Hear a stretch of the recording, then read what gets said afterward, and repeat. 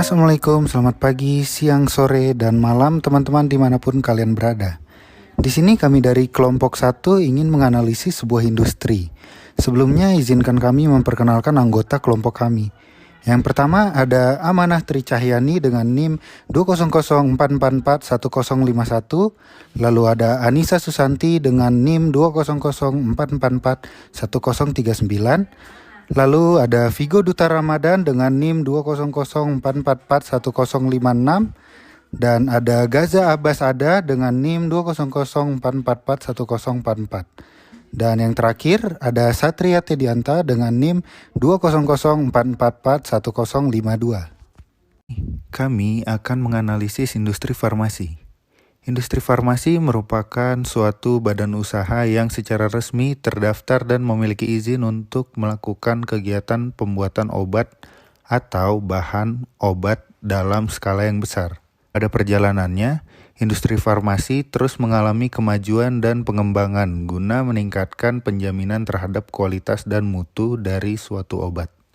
Sebelum kita menganalisis industri, kita membutuhkan metode. Metode yang kita gunakan adalah Porter's Five Force Model, di mana ini untuk mengetahui kekuatan industri berdasarkan faktor eksternal perusahaan dan juga kita harus mengetahui industri life cycle untuk mengungkap informasi terkait pertumbuhan perusahaan, peluang tantangan, dan strategi perusahaan. Yang pertama dari Porter's Five Force Model. Yang pertama ada Trade of New Entrants. Ini merupakan seberapa sulit pendatang baru bergabung dalam pasar. Dalam industri farmasi, regulasi masih tumpang tindih atau kebijakan yang tidak sinkron antar lembaga sehingga sulit untuk perusahaan baru memasuki industri farmasi. Dalam perkembangan teknologinya yang sangat cepat, yang masih sulit juga untuk diikuti, alhasil impor bahan baku farmasi masih menjadi pilihan tunggal dalam industri farmasi. Membutuhkan dana yang sangat besar, karena dalam industri farmasi nasional masih memanfaatkan bahan baku impor lebih dari 80% untuk produksi obat, diimpor dari India, Cina, Amerika, dan Eropa. Yang kedua ada bargaining power of suppliers. Ini merupakan seberapa besar kendali pemasok untuk mengatur kenaikan harganya.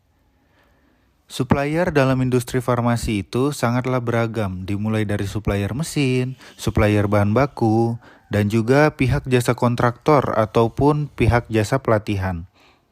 Jika dilihat dari pemasok bahan baku, industri farmasi di Indonesia 80% diimpor dari India, China, Amerika, dan juga Eropa.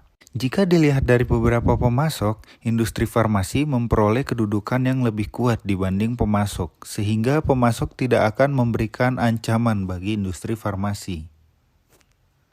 Yang ketiga ada bargaining powers of buyers or consumers. Ini merupakan daya tawar pembeli yang merujuk pada kekuatan pembeli terhadap penawaran perusahaan. Dalam Five Forces Model, pembeli memiliki posisi penting terhadap keberlangsungan hidup perusahaan karena sales revenue yang diperoleh perusahaan berasal dari penjualan produk perusahaan kepada buyer. Dalam industri farmasi, pembeli bisa menentukan di mana dia membeli obat yang sesuai dengan kepercayaan dia pada suatu perusahaan.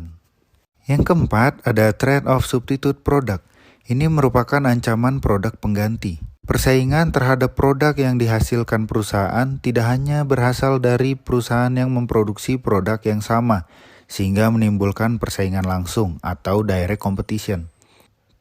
Persaingan langsung di dunia farmasi yaitu produk pengganti untuk obat, antara lain ada obat tradisional yang berasal dari alam, lalu ada akupuntur, lalu ada pijat refleksi.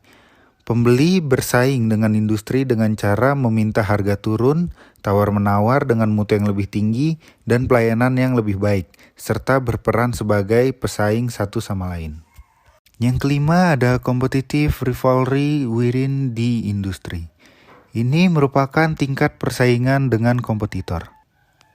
Terjadi persaingan antara PT Kalbe Farma Tbk atau KLBF dan PT Kimia Farma Tbk atau KAEF yang memiliki pasar 70%.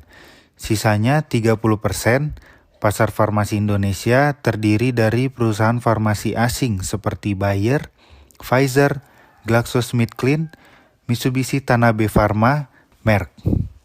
Masuk selanjutnya yaitu industri life cycle. Dalam industri life cycle terdapat 5 stage. Kita langsung masuk saja ke stage yang pertama yaitu pioneering development. Pada tahap ini, di mana industri farmasi baru hanya mempunyai satu perusahaan. Perusahaan tersebut adalah Kimia Farma yang didirikan oleh pemerintah Hindia Belanda pada tahun 1817. Pada masa penjajahan Belanda sampai perang kemerdekaan, pabrik farmasi pada masa itu hanya pabrik Kina dan Institut Pasteur yang memproduksi serum dan vaksin yang berlokasi di Bandung dan pabrik obat Manggarai yang berlokasi di Jakarta. Sementara itu, apotik pada umumnya hanya terdapat di kota-kota besar di Jawa dan beberapa kota besar di Sumatera. Pada 1937, jumlah apotik di seluruh Indonesia tercatat 76 apotek. Selanjutnya, rapid accelerating growth. Pada tahap ini, perusahaan berkembang untuk produk permintaan menjadi substansial. Pada tanggal 4 Juli 2001, Kimia Farma kembali mengubah statusnya menjadi perusahaan publik PT Kimia Farma Persero Tbk. Komposisi saham yang ada dibagi menjadi 90,025% milik pemerintah dan 9,975% milik publik. Pada perkembangannya, Kimia Farma menjadi perusahaan dengan pelayanan kesehatan atau healthcare terintegrasi di Indonesia. Selain apotik dan klinik, bidang usaha healthcare Kimia Farma didukung oleh kegiatan manufaktur farmasi, riset dan pengembangan, pusat perdagangan dan distribusi, pemasaran, serta retail farmasi. Stage yang ketiga itu mature growth atau shake out. Pada tahap ini, industri farmasi mengalami perlambatan pertumbuhan karena pemerintah meluncurkan Jaminan Kesehatan Nasional atau yang disingkat dengan nama JKN. Hal ini yang membuat perlambatan pertumbuhan juga dikarenakan implementasi JKN belum maksimal dan masih pada tahap beradaptasi. Selanjutnya, stage yang keempat yaitu stabilization and market maturity. Pada tahap stabilization and market maturity, perusahaan farmasi pada tahun 2016 sampai 2017 pertumbuhan penjualan perusahaan hanya sekitar 4,5%. Pada tahap ini, industri farmasi di tahun 2021 tumbuh atau meningkat 10,81% selama tahun 2021. Dan industri farmasi berfokus untuk mencari obat atau vitamin yang memiliki korelasi dengan pengobatan COVID-19. Tentu berkat kerjasama pelaku farmasi dengan pemerintah. Berharap kerjasama terus berjalan agar bisa tumbuh terus lebih baik dan stabil. Sekarang kita masuk ke stage yang terakhir, yaitu deceleration of growth and decline.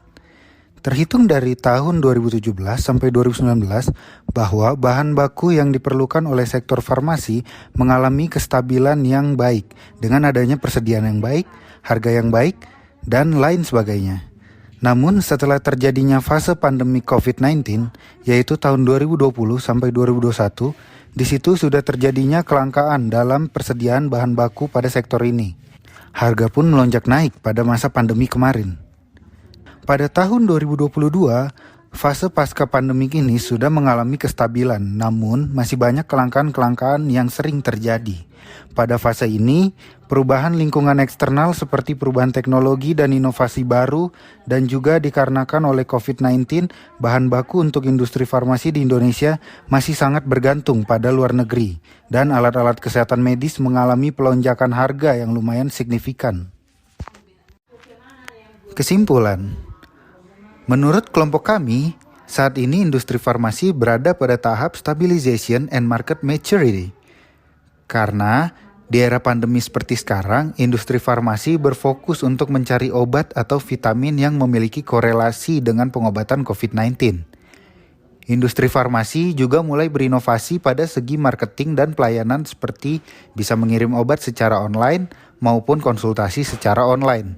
Itu semua terjadi karena dampak pandemi dan cara perusahaan agar tetap bertahan. Demikian analisis industri farmasi dari kelompok kami.